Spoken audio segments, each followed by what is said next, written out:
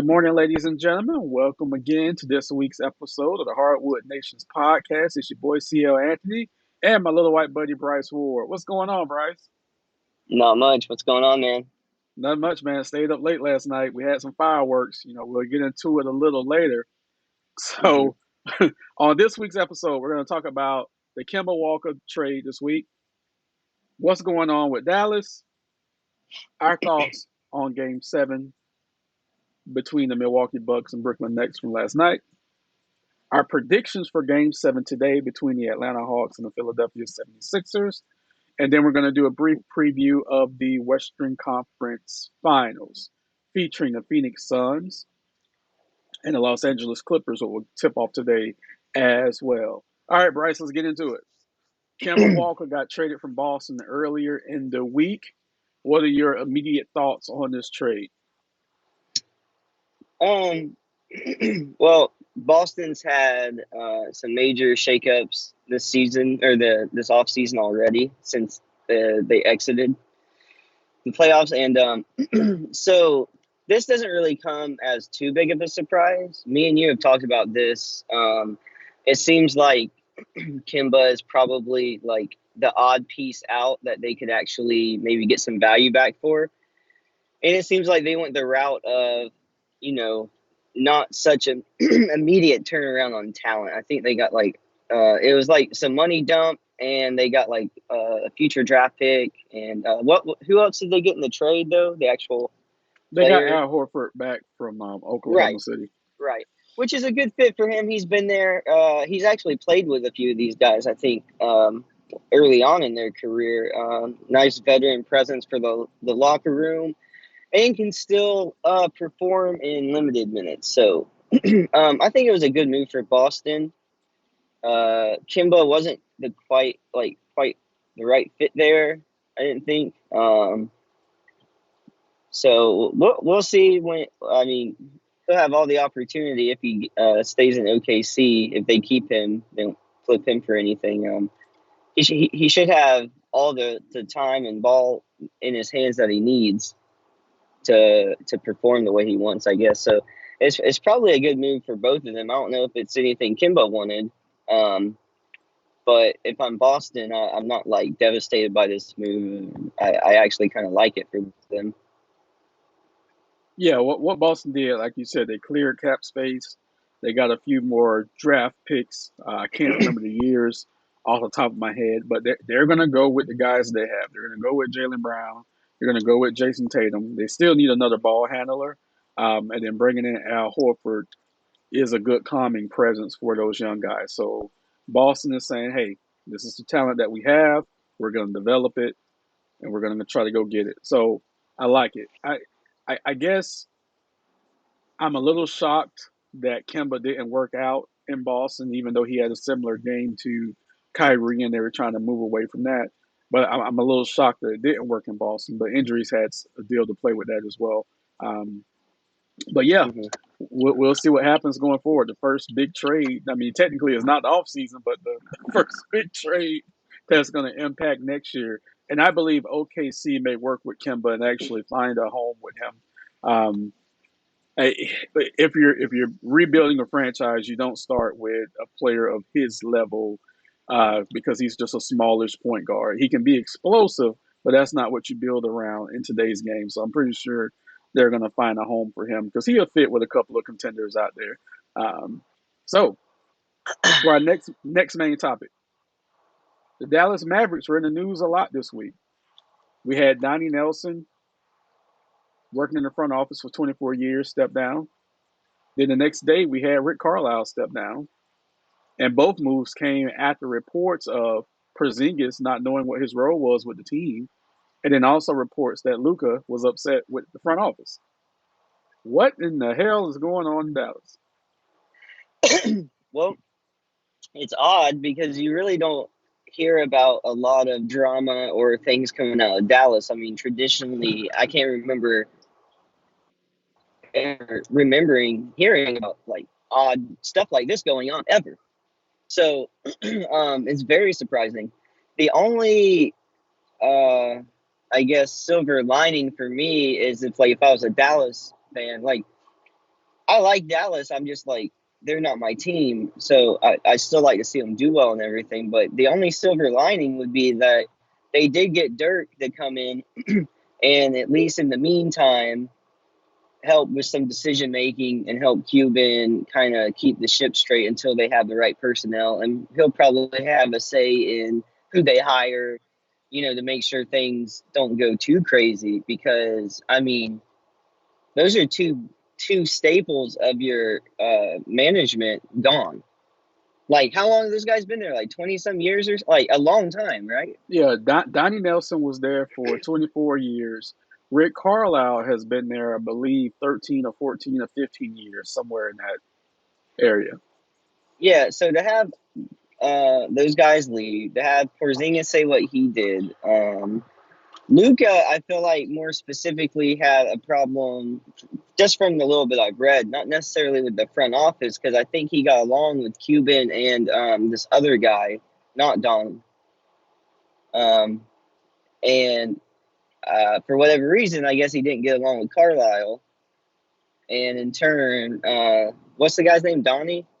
Yeah, Donnie Um, Nelson, Don Nelson's Donnie son. Nelson. Don seemed to have Carlisle's back more. And I mean, that's just me guessing from both of them leaving the way they did at around the same time. It's just odd because, like I said, you don't hear about that kind of stuff coming out of Dallas. So, I mean, it's a big changing of the guard for them. They're another team added to the list who needs a new coach. They need a new uh, basketball guy or a manager of operations, I guess. Uh, it's just it's an odd time for a lot of teams right now, and Dallas is one of them, and that was extremely unexpected. So, like I said, the fact you have Dirk might be your saving grace for now. Let's see who they get in those positions, though, because I mean they usually are consistently successful.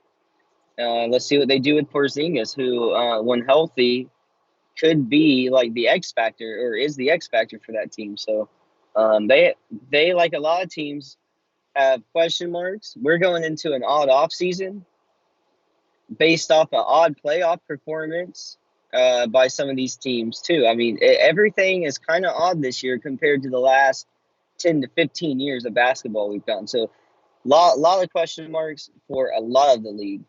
It's interesting if you're us or you're fans. I mean, it's a good time to be a fan and to get to watch everything. Yeah, absolutely.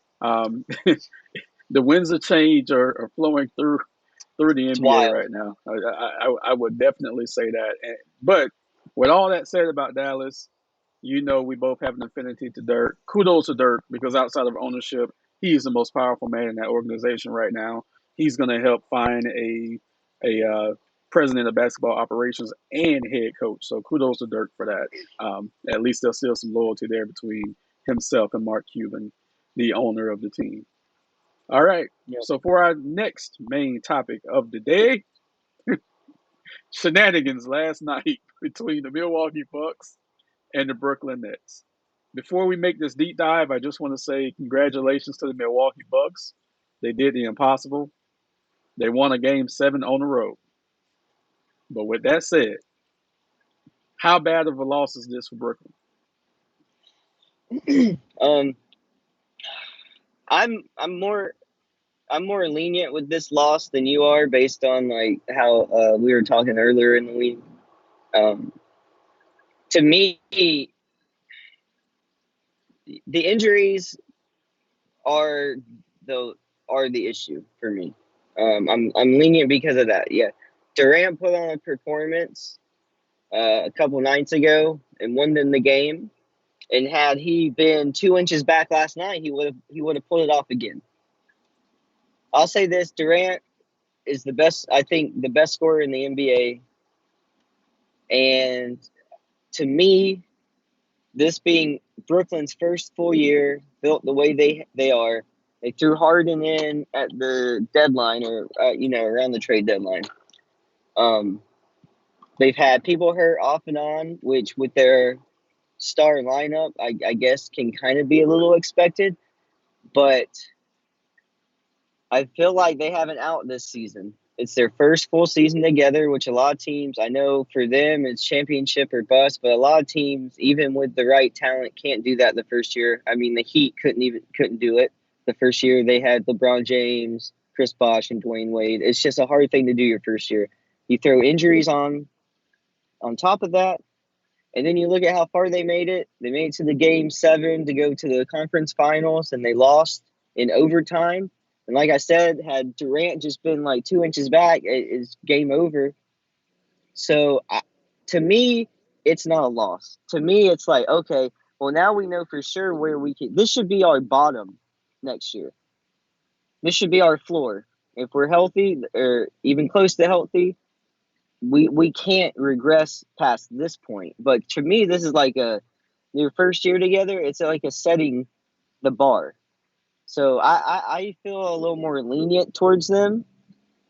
I wouldn't have been towards the Bucks because to me they were getting like the Toronto from like 10 years ago and just couldn't really put it all together. But this is impressive for them. But for Brooklyn, I feel like they had another year to really put it all together. So um, kudos to them for putting the league on notice. I feel like they had like the East kind of scared, not really knowing what they could do for most of the season. I mean, like people knew, but not really what they could maybe pull off in the playoffs. I guess I don't know. Like it was a question mark for me at least, and so they look scary. They're going to be terrifying next year.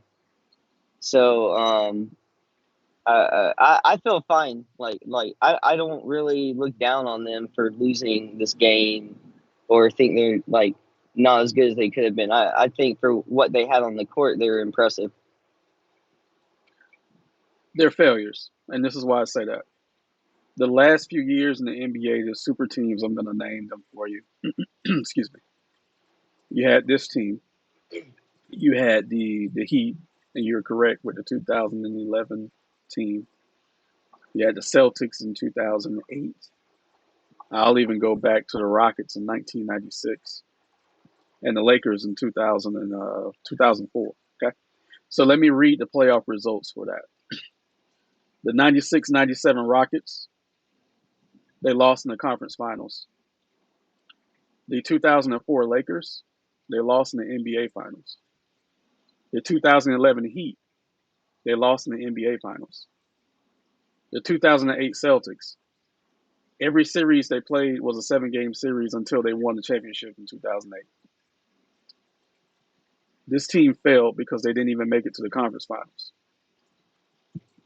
You had injuries, you had inconsistency, you had question marks with coaching, all things that we talked about when this team came together. But at the end of the day, you had James Harden and Kevin Durant on the court at the same time. One dropped 49 points, the other almost had a triple double. That's enough to get you a game at home.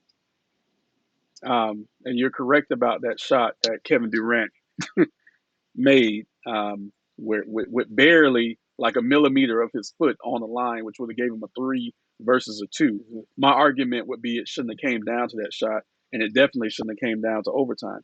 Let's not forget Brooklyn had the 2-0 lead in this series, and then the wheels kind of fell off. But even 2 of the 3 of those guys would be enough to at least get you to the conference finals, and that's where they failed.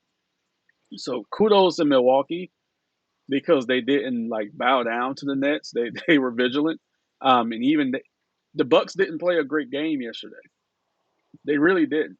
Um, Giannis was missing free throws. Drew Holiday was a non-factor until the fourth quarter, where he hit a couple of big shots, which really saved them. Chris Middleton was even off, so the Bucks didn't play a good game. Brooklyn lost that game. So I think where I'm upset at is now we have all these excuses with the injuries. So I think most of this comes from people who picked them to win the championship.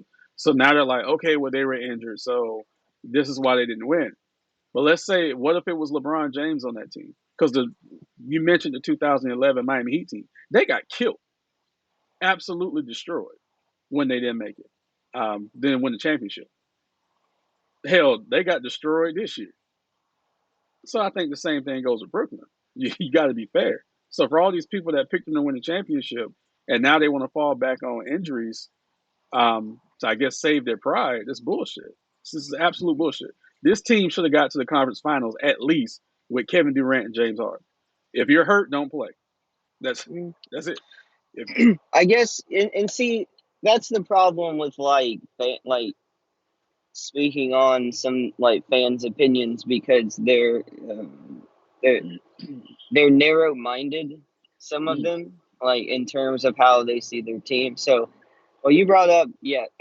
If you bring up injuries, which I will bring up injuries, and also the fact that they had a first year coach. My my expectations for Brooklyn, so this is just me, wasn't I didn't think they were gonna win it this year. I didn't. Mhm. I just based on everything I knew. You had three guys or two at the time who were known to miss time, be slightly injury prone, and have ego issues or locker room issues. So I Right, thought no, and then you added Steve Nash as a first time head coach. I thought all right. these things somehow something would happen and they just wouldn't be able to put it together this year. I think it's incredibly hard for a new team, no matter how much the talent to do that. I just think it's hard. Then you add all those other things I just mentioned into it. So for me, my expectations were not that they could win a championship. Even when they added Harden, I was like, okay, you just added a third guy who's exact has the exact same problems as the other two guys, and they all need the ball. Yes, on paper it looks amazing, but that doesn't mean you're going to win a championship. And Harden gets hurt too, so I just figured like for all of them to have everything on track at the same time together seemed unlikely, and that's exactly what happened. Irving didn't get to finish the series. The first two games with Durant and Irving, it seemed like Brooklyn looked like they were on fire. Harden came back, but wasn't really healthy. He was just a distraction. But Irving was out, so it was basically Durant, and Durant got them a game and almost got them the series. Even though those other guys, the supporting guys, Blake Griffin had a good series for the most part. Like other guys, Robin Lopez did okay in that last game, but the injuries are so important. But I'm not ignorant to ignore all the other situations that there's injuries involved.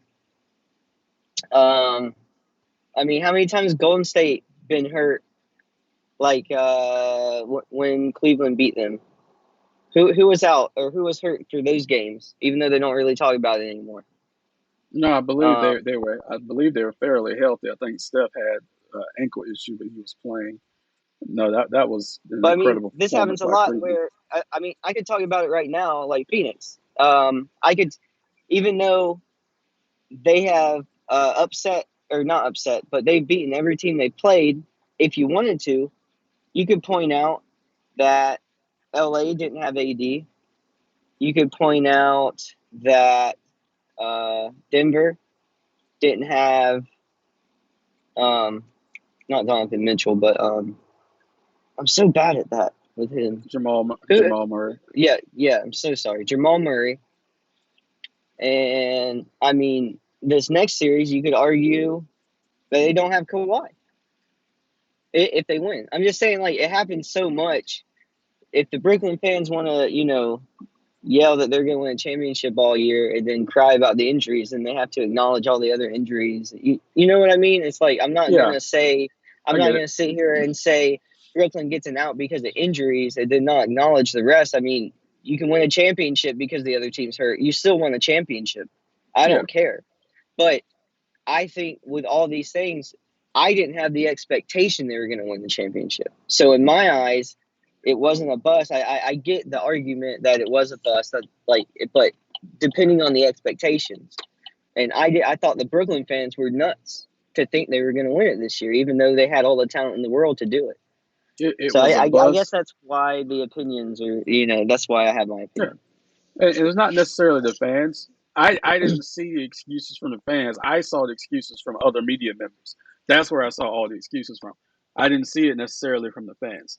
The only reason why I say they're a bust is because they couldn't even make it to the conference finals.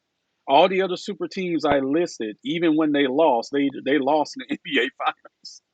This team Right. couldn't make it to the conference finals. That's why I say they're a bust. Because if you're on the court playing, to me, you're not injured. Uh, now here's another issue I want to read to you because I got the box score up really quick. James Harden dropped. I'm sleepy this morning. 22, didn't he?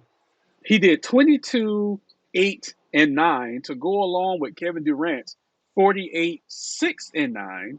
And then you also had Joe Harris 10, 9, and how many assists? 2. Now, and some kid named Brown who actually had a good game. He dropped 14 points. Okay, Mm. the Nets technically the Nets didn't play bad. They just choked it away at the end of the game. That's exactly what they did. Hmm. Milwaukee executed better at the end of the game. Again, they're a bust because their failure comes from not advancing to the conference finals like the other super teams did. Here's another Yeah, I issue. got you. Here's another issue, and I heard this last night. I watched the whole game, and I heard this last night, and I didn't pay attention to it. The Brooklyn Nets bench scored 0 points in an overtime game. 0 points. I don't think I've ever seen that before. Okay. Right. Um, Kevin Durant played 53 minutes. Blake Griffin 40. James Harden 53. The other little fella Brown 52. Joe Harris 47. You couldn't put nobody else in the goddamn game, Steve Nash. I know it's a game 7, but maybe if Durant would have had a 2 to 3 minute break, he might have would have hit that other fadeaway shot at the end of the game. So how do you feel about that? I mean, the other guys just suck. They can't be relied on to score. I mean, Durant played the whole game the other night. That's what it took to win. I mean, that's their big weakness. That's the price to pay for the stardom in the starting lineup. You have Mm-hmm. nothing else. Like, that's it. That's the price to pay. That's on them. Like, that's on Steve Nash and the management for, like, that's how they built their team. That's like the cards they were dealt. So I don't, you know, if Kyrie was playing, someone would have got even less minutes because they would have had him in the whole game too. Because, It is mind boggling that they lost this series. It is mind boggling. And like I said, just seeing some of the media comments making all these excuses about Brooklyn. I'm like, sure, guys. Mhm. Did you have any last thoughts on this one, Bryce? Alrighty, I might have lost Bryce. Let's see. Technology, you gotta love it. Are you there, brother? There he is. You cut out a little bit, my man. yeah, can you hear All me? right. Yeah, I can hear you Okay, now. I'm sorry. I could hear you the whole time. Oh, okay. Can you hear me Did you? now? Yes, I can hear you now. Okay, yeah, yeah. No, I was just kudos to Milwaukee for pulling it off and getting to the Eastern Conference Finals. I didn't think they'd make it this far, but then again, this has been a wild playoffs. So, but kudos for them to holding on. Chris Middleton playing out of his mind right now. So I'm excited to see what they do in the conference finals. Yeah, Milwaukee does this interesting thing in the fourth quarter to where they run all their offense through Chris Middleton. I don't know how long he can sustain that, but that's something they do. And I'm kind of like, if you're not technically the guy, I don't understand why they do that. I mean, I know why they do it because Giannis isn't a great free throw shooter, yada yada yada. But it just it's weird to me. I mean, but as long as Giannis is fine with it, I'm fine with it. It's just weird that he doesn't have the ball. I mean, he has the ball, but he doesn't make the decisions in the fourth quarter. It's very weird.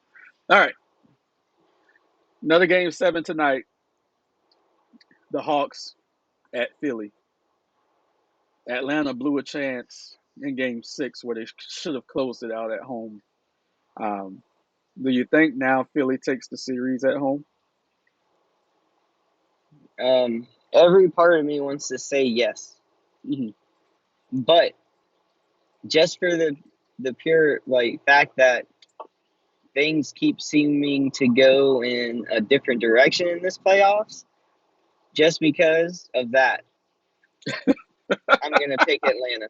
How you gonna go with Atlanta?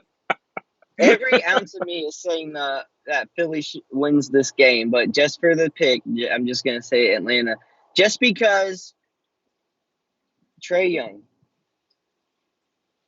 Yeah, if he is on fire, then for one game, I, it's hard to go against what he's done in this playoffs.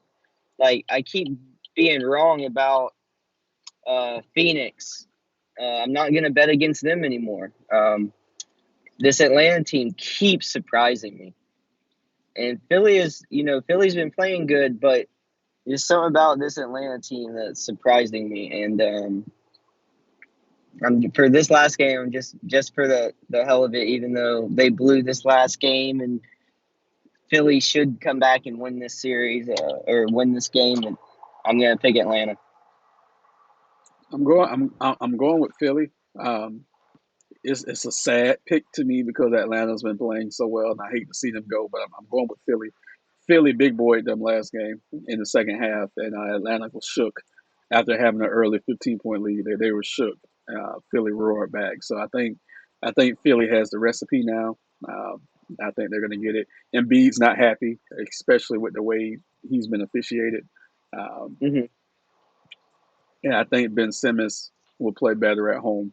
Um, I don't think it'll be a disappearing act tonight for him. So I'm taking Philly. Plus Tobias Harris didn't play that well in Atlanta, so I think he's going to have a big game tonight as well too.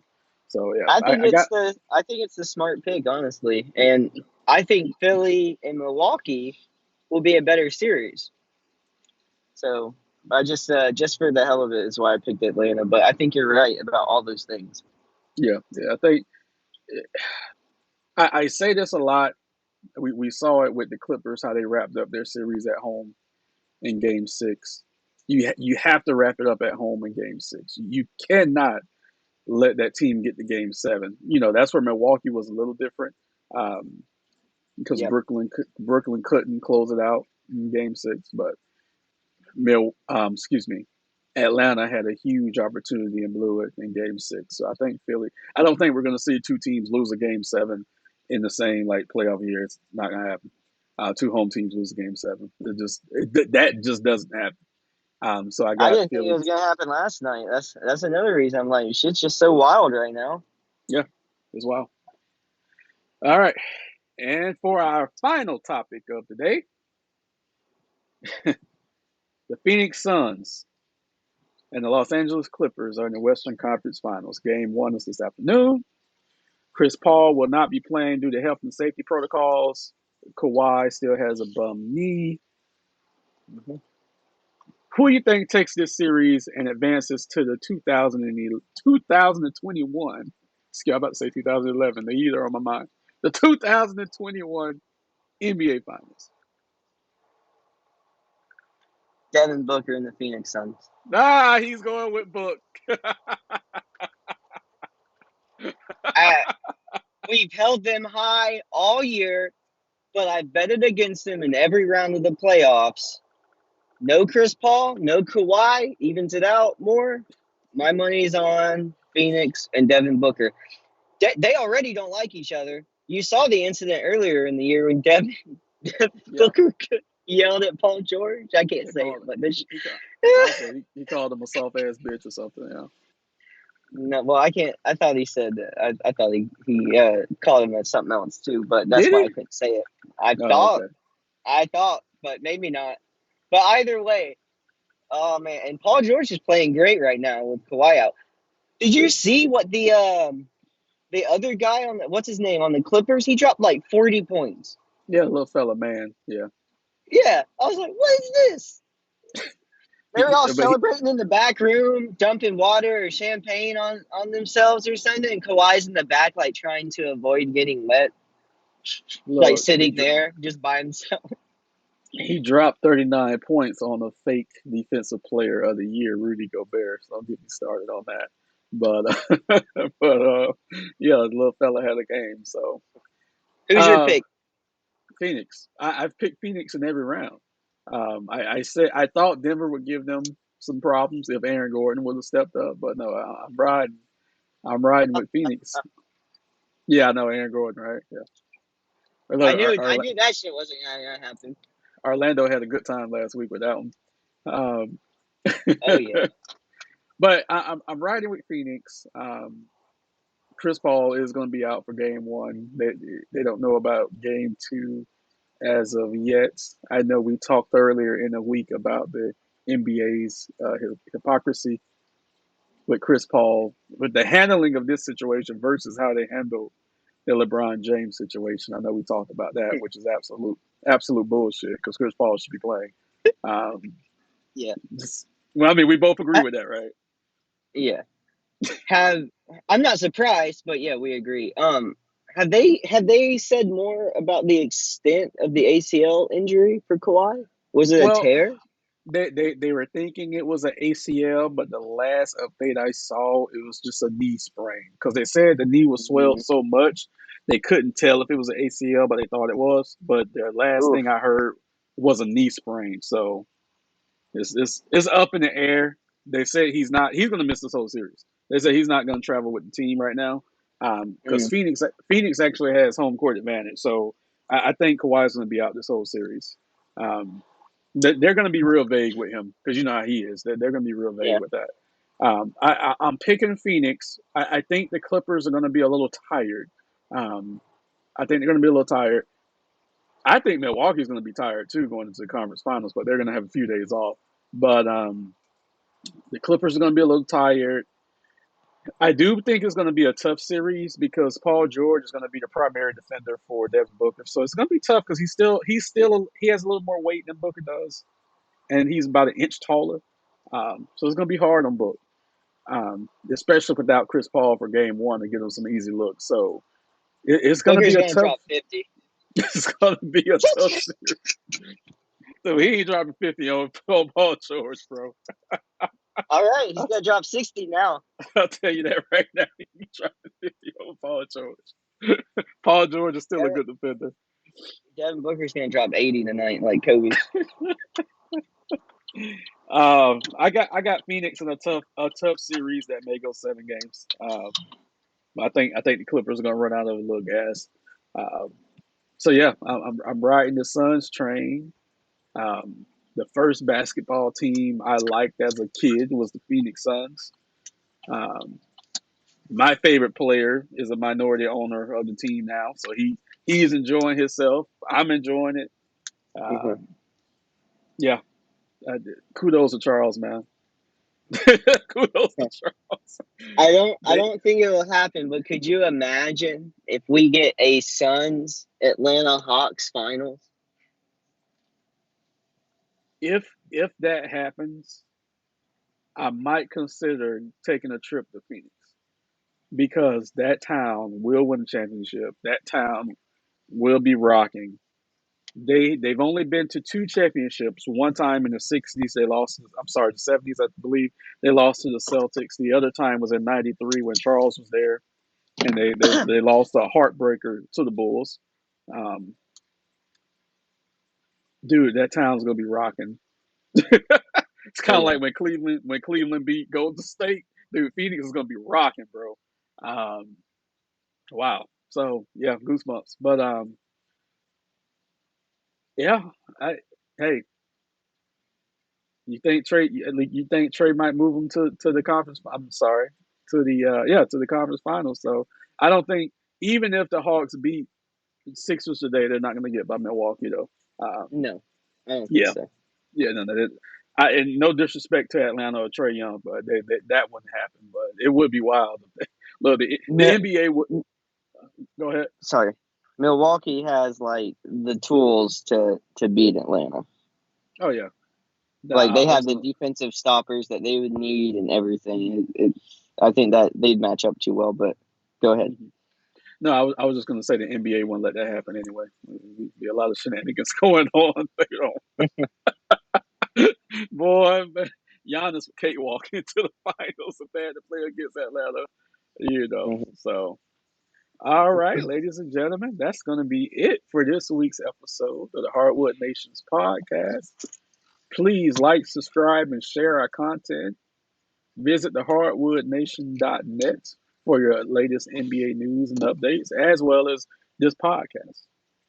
We're on YouTube, we're on Instagram, we're on TikTok, we're everywhere. Just Google the Hardwood Nation and we'll pop up. That is it, ladies and gentlemen. Thank you, and we are out.